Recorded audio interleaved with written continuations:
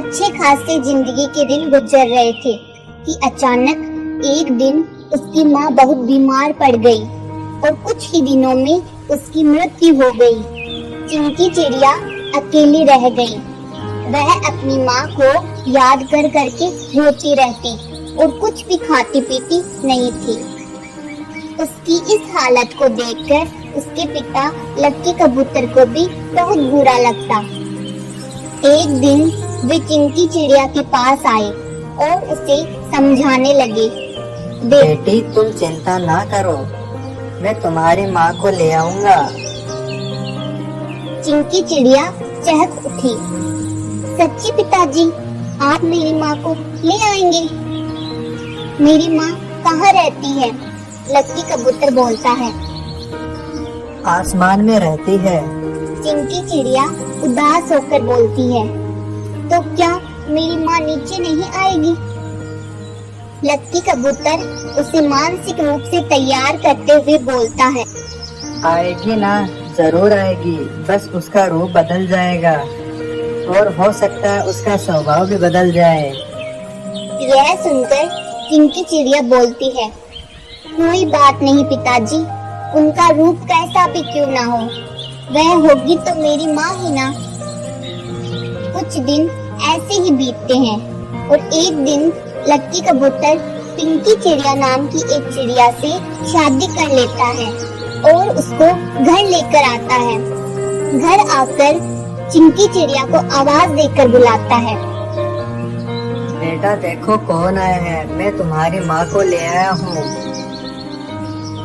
यह सुनकर चिंकी चिड़िया दौड़ कर आती है और अपनी माँ से लिपट जाती है। कुछ देर बाद जब चिंकी चिड़िया अपने घोंसले में चली जाती है तो लक्की कबूतर पिंकी चिड़िया को समझाते हुए बोलता है। मैंने तुमसे शादी सिर्फ और सिर्फ अपनी बेटी के लिए की है। तुम्हें उसकी अच्छी तरह देखभाल करनी होगी, माँ की तरह प्यार करना होगा, उसे कभी माँ की कमी महसूस मत होने देना। पिंकी चिड़िया भी हाँ में सिर हिला देती है। अगली सुबह लक्की कबूतर जब उठता है तो देखता है कि पिंकी चिड़िया चिंकी चिड़िया को स्कूल के लिए तैयार करके अपने हाथों से खाना खिला रही है। यह देखकर लक्की कबूतर को बहुत सुकून मिलता है और वह अपनी बेटी की तरफ से बिल्कुल निश्चिंत हो जाता है। कुछ समय तक सब कुछ बहुत अच्छा रहता है। पिंकी चिड़िया चिंकी चिड़िया का बहुत ख्याल रखती है, उसकी अच्छी तरह देखभाल करती है और उसे बहुत प्यार करती है। परंतु कहते हैं ना, समय बदलते देर नहीं लगती। एक साल के अंदर ही पिंकी चिड़िया ने एक बेटी को जन्म दिया। अब वह दोनों बेटियों में भेदभाव करने लगी। उसे चिंकी चिड़िया एक आंख नहीं भाती थी। यह सोच सोच कर कि मेरे पति की जायदाद में इस सौतेली चिंकी चिड़िया का भी हिस्सा है, उसका गुस्सा 7वें आसमान पर रहता था। वह अब चिंकी चिड़िया पर बिल्कुल भी ध्यान नहीं देती और सारा समय अपनी बेटी के साथ ही बिताती है। लक्की कबूतर तो सुबह सुबह ही अपने काम पर निकल जाया करता था और रात को देर से लौटता था। एक दिन पिंकी चिड़िया चिंकी चिड़िया को आवाज देकर बुलाती है। अरे ओ चिंकी चिड़िया, कहाँ मर गई? मेरे लिए एक गिलास पानी तो लेकर आ। चिंकी चिड़िया पानी लेकर आती है। उससे पानी लेकर पिंकी चिड़िया बोलती है। देख चिंकी, अब तू इतनी छोटी नहीं है, तुझे अब घर का काम सीखना चाहिए। कल को तेरी शादी होगी तो तेरी सास तो मुझे ही बोलेगी ना कि माँ ने कुछ सिखाया नहीं। यह सुनकर चिंकी चिड़िया कहती है, ठीक है माँ, मैं कर लूंगी काम।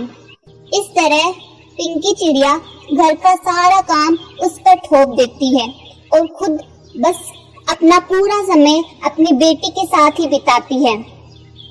वह चिंकी चिड़िया पर बहुत जुल्म करती है, उसे सताती है और खाने को भी बासी खाना देती है। और जब लक्की कबूतर घर आता है तो उसके सामने अच्छी माँ बनने का नाटक करती है। एक दिन की बात है। पिंकी चिड़िया अपनी सौतेली चिड़िया चिंकी चिड़िया को खाना बनाने के लिए बोलती है। चिंकी चिड़िया खाना बनाने के लिए रसोई में चली जाती है, लेकिन जब वह खाना पकाती है तो उससे खाना जल जाता है। चिंकी चिड़िया बहुत डर जाती है। तब तक चिंकी चिड़िया भी जले हुए खाने की बदबू सूंघकर वहां आ जाती है और चिंकी चिड़िया पर खूब चिल्लाती है और उसके चेहरे पर कस के एक तमाचा भी मारती है। फिर गुस्से से बोलती है, अरे कलमोही, तू कहीं जाके मर क्यों नहीं जाती? कब तक मुझ पर ऐसे ही बोझ बनकर पड़ी रहेगी? कितना सारा खाना खराब कर दिया। जा कहीं जाकर डूब मर। चिड़िया उसके सामने हाथ जोड़ती है और गिड़गिड़ाकर कहती है, माँ प्लीज मुझे माफ कर दो, आगे से ऐसी गलती कभी नहीं होगी। प्लीज माँ माफ कर दो। पिंकी चिड़िया, नहीं कलमोही, तू ऐसे मानने वाली नहीं है, तुझे तो सबक सिखाना ही पड़ेगा। और वह चिंकी चिड़िया का हाथ पकड़कर आग में जला देती है। वह जोर जोर से दहाड़े मार मार कर रोती है, परंतु वहाँ उसकी आवाज सुनने वाला कोई नहीं था। थप्पड़ की मार और हाथ जलने की वजह से चिंकी चिड़िया बुरी तरह घायल हो जाती है और दर्द की वजह से उसे बुखार हो जाता है, पर उसकी सौतेली माँ को इससे कोई फर्क नहीं पड़ता। जब लक्की कबूतर रात को घर आता है तो चिंकी चिड़िया को देखकर बोलता है, अरे बिटिया, क्या हुआ? तुम्हारा हाथ कैसे जल गया? वह उसका हाथ पकड़कर देखता है। अरे तुम्हें तो बहुत तेज बुखार भी है। इस पर पिंकी चिड़िया बात को संभालते हुए कहती है, अजी कुछ नहीं हुआ, चाय पीते समय हाथ पर गिर गई और मैंने इसे दवा दे दी है, सुबह तक ठीक हो जाएगी। लक्की कबूतर ने कहा। ठीक है।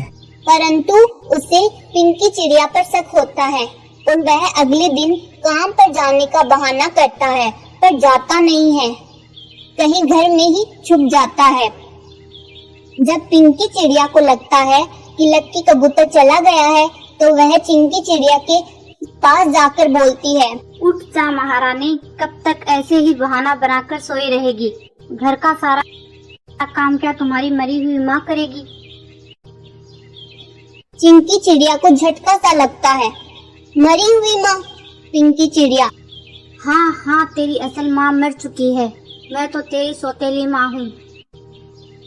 चिंकी चिड़िया रोने लगती है और कमजोरी के कारण उससे बिस्तर से उठा भी नहीं जाता है, क्योंकि उसकी सौतेली माँ उससे कई कई दिन तक खाना भी नहीं देती थी। यह देखकर पिंकी चिड़िया गुस्से में चिंकी चिड़िया पर हाथ उठाने ही वाली थी कि लक्की कबूतर वहां आ जाता है, जिसे देखकर पिंकी चिड़िया झकपका जाती है। लक्की कबूतर गुस्से में आग बबूला होकर पिंकी चिड़िया को मारने लगता है और कहता है, निकल जाओ मेरे घर से। मैं ये सोच कर लाया था कि तुम मेरे बेटे को माँ का प्यार दे सको, लेकिन तुम तो मेरे बेटे के साथ ऐसा व्यवहार करती हो। पिंकी चिड़िया, नहीं नहीं, मुझे घर से मत निकालो, मैं कहाँ जाऊंगी, मुझ पर रहम करो। चिंकी चिड़िया यह सुनकर अपने पिता से बोलती है, पिताजी आप माँ को घर से मत निकालिए, यह मेरी छोटी बहन को लेकर कहाँ जाएगी, इन्हें माफ कर दीजिए। यह सुनकर पिंकी चिड़िया की आंखों में आंसू आ जाते हैं। वह बोलती है, बेटा मैंने तुम्हारे साथ इतना बुरा किया, फिर भी तुम मुझे बचा रही हो।